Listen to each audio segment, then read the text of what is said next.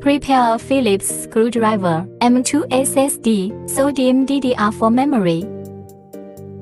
The first step is to unscrew the 4 screws on the back of the main unit and disassemble the bottom plate. Remove the hard drive by removing the screws on the top of the SSD. The hard disk is an M2 interface. Pay attention to the position of the notch. When installing, insert the hard disk obliquely, usually with the side with the barcode facing up. Then press down lightly to fix the screw.